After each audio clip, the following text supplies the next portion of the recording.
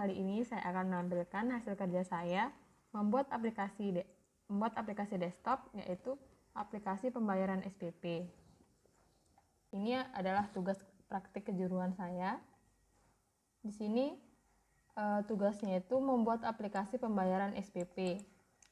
Di sini ada langkah kerjanya, tentukan platform aplikasi yang akan dibuat. Saya memilih aplikasi desktop. Terus ini lakukan instalasi dan pengaturan software tools. Saya menggunakan text editornya itu Microsoft Visual Studio. Di sini ada pembagian privilege untuk administrator, petugas, dan siswa. Di sini ada beberapa fitur. Ada login, logout, CRUD data siswa, petugas, kelas SPP, dan ada entry pembayaran, lihat history, dan generate laporan. Di pembagian privilege ini ada admin, petugas, dan siswa. Masing-masing pembagian tugas ini mereka mendapatkan fiturnya masing-masing. Contohnya administrator. Administrator ini mendapatkan semua fiturnya, mulai dari login, logout, hingga generate laporannya. Beda lagi dengan petugas dan siswa. Petugas mendapatkan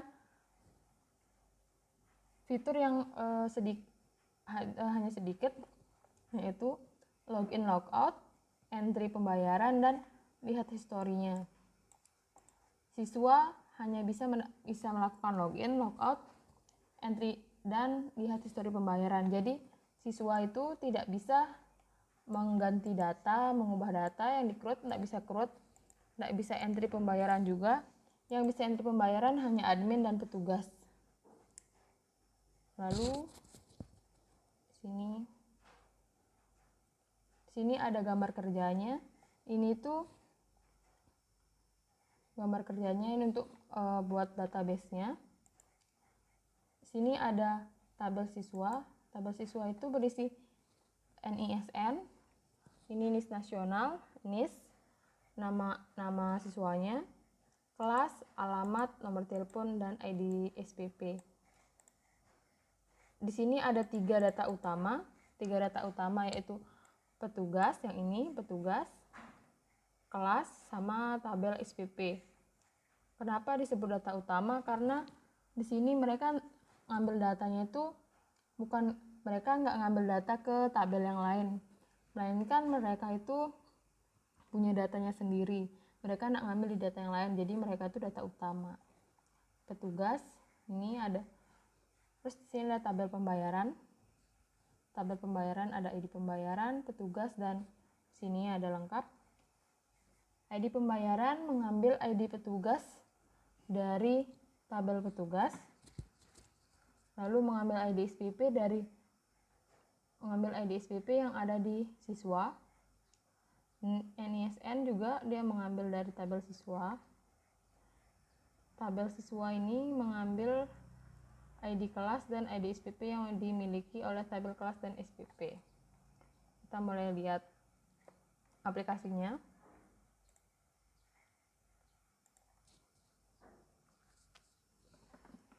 Di sini ditampilkan ini. Kita bisa masuk sebagai siswa atau petugas. Untuk masuk sebagai admin kita bisa masuk menjadi satu di button petugas. Kita masuk sebagai petugas dulu. Masuk sebagai petugas.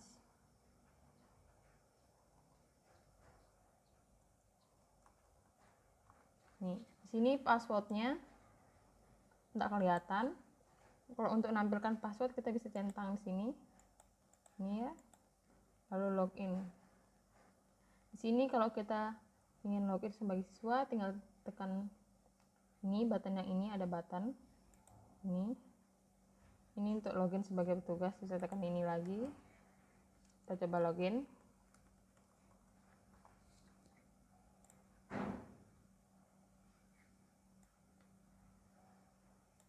Yang sebelumnya itu login sebagai admin karena username-nya admin.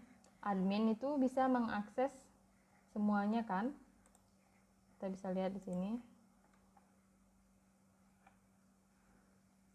Di sini. Nih.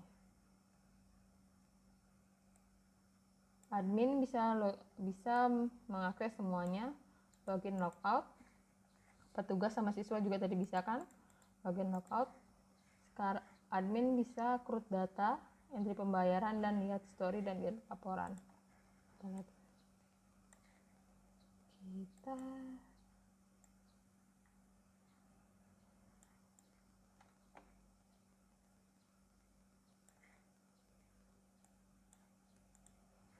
nih, di sini ada pilihan login logout site.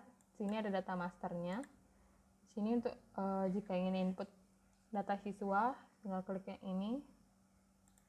Coba ya, kita input data siswa. Kita coba input NIS 003. NIS-nya namanya contohnya Odading. Odading mengoleh. Rasanya seperti Anda menjadi Iron Man. Canda, geng. Ini kita pilih kelasnya, ID kelas kita pilih nih. Misalnya ini X animasi. Odading itu kelaminnya laki-laki. Alamatnya contohnya di mana ya? Di Suranadi misalnya. Nomor teleponnya kita asal aja. Ini ID SPP itu maksudnya tahun pembayaran SPP-nya tahun berapa. Misalnya tahun ini kan tahun 2020, kita pilih 2020. Ini status siswanya itu apa? Aktif, berhenti, atau tidak aktif. Kita pilih aktif, lalu simpan.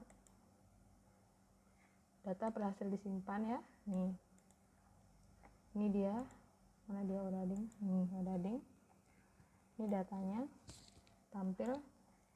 Lalu misalnya kita mau hapus, ini bisa dihapus, tinggal dihapus.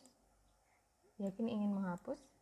Yes, terhapus kan? Udah ada namanya Odading. Di sini ada fitur pencarian. Ini cari berdasarkan kelas. Data yang udah terisi di sini cuman yang RPL 12 RPL 1 dan 10 animasi. Kita coba yang ini. Muncul datanya cuma 2. Terus yang ini X animasi, yang ini muncul cuma 1. Kita coba cari berdasarkan nama ya. Odading kan tak ada namanya, jadi muncul validasi data tidak ditemukan. Terus kita coba, ini ada nama Marwah, kita coba cari di sini Marwah. Tuh, Marwah, kita coba cari Marwah.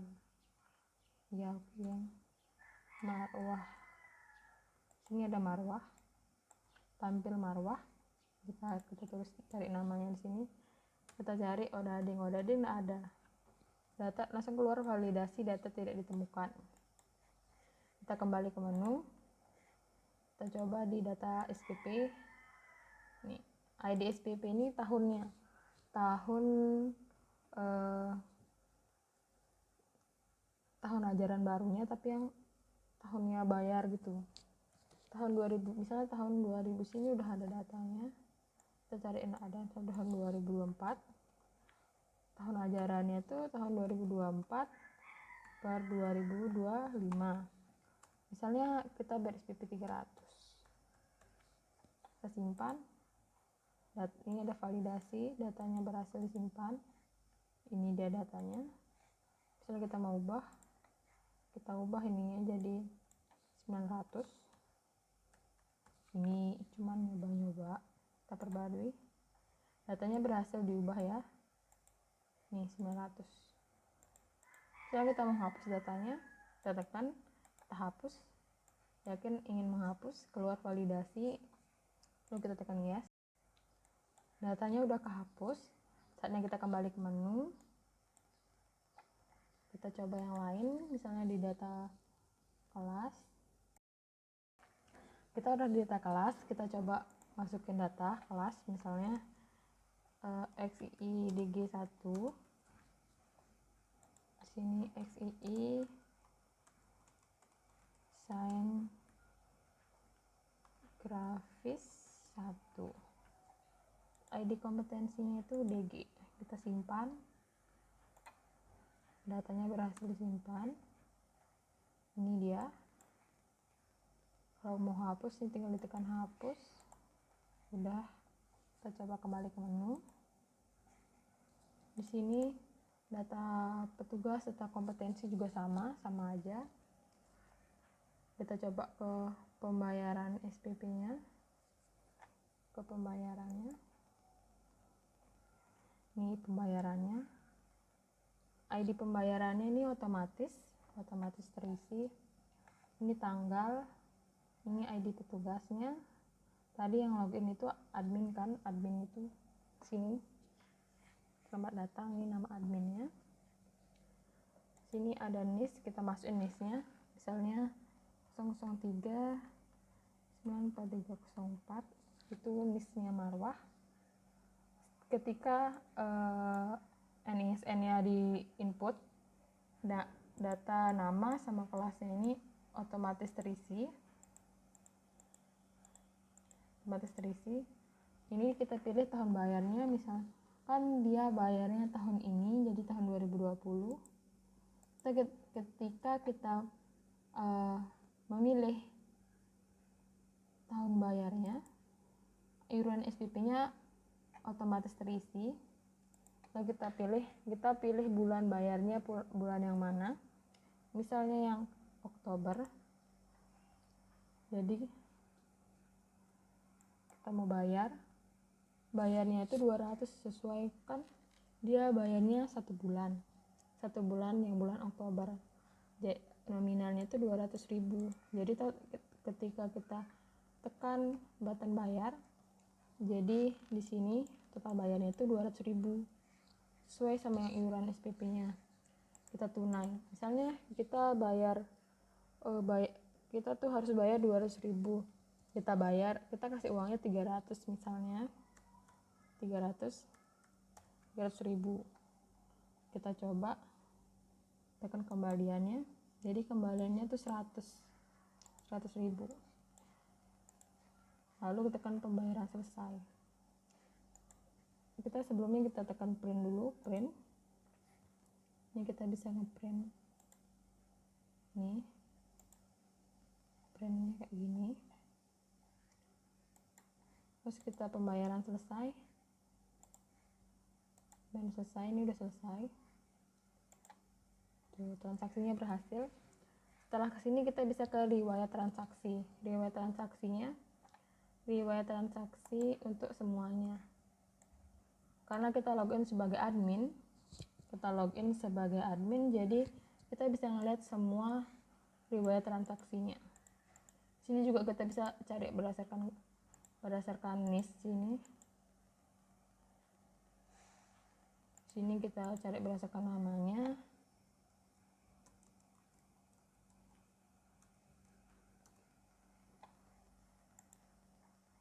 Kita tampil semuanya. Kita coba kembali ke menu. Sini ada bagian bantuannya ini untuk cari siswa. Nanti di cari siswa ini bakal ngalihin ke form siswa yang tadi sebelumnya itu bisa nyari di kolom pencariannya. Ini laporannya, ini riwayat transaksi yang tadi. Kita coba logout, kita login sebagai siswa. Login sebagai siswa. Username-nya itu NISN-nya, password-nya itu NIS-nya, NIS yang di sekolah. Kita coba login. Jika siswa login kan, jika siswa yang login, siswa hanya bisa login, logout, dan ini lihat histori pembayaran. Jadi terbatas banget. Dia cuma setelah login ini, siswa hanya bisa lihat riwayat transaksinya sendiri. Lihat, ini riwayat transaksinya Marwah, atas nama Marwah, kelas 12 RPL 1. Riwayat transaksinya yang ini, yang ini, siswa hanya bisa melihat yang bagian itu saja, dia nggak bisa melihat siswa nggak bisa ngelihat riwayat transaksi siswa yang lain, hanya bisa lihat miliknya dia sendiri. Lalu kita coba login sebagai petugas. Ya, di sini kita lihat tampilannya. Di sini kita coba login sebagai petugas. Tadi sebagai admin sama siswa udah.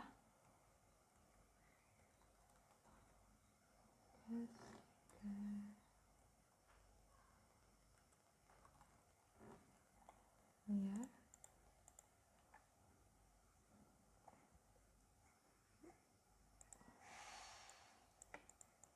Petugas hanya bisa mengakses atau hanya bisa melakukan login logout,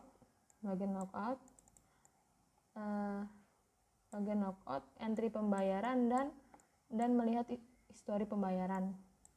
Selain itu dia tidak bisa, dia hanya bisa login logout. Tadi kita udah berhasil login. Kalau udah berhasil login berarti udah berhasil logout. Lalu juga sekarang kita coba pembayaran, dia bisa mengakses pembayaran dan riwayat transaksinya. Ini dia bisa mengakses sama riwayat transaksinya.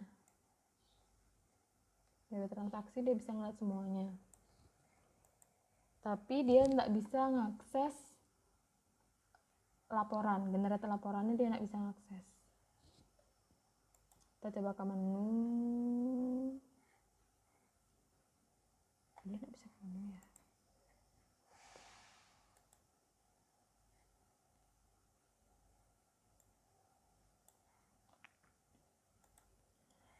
Kita coba ke ini menunya, kita bisa logout, sudah selesai. Itulah hasil dari kerja saya membuat aplikasi pembayaran SPP. Semoga kalian suka. Bye.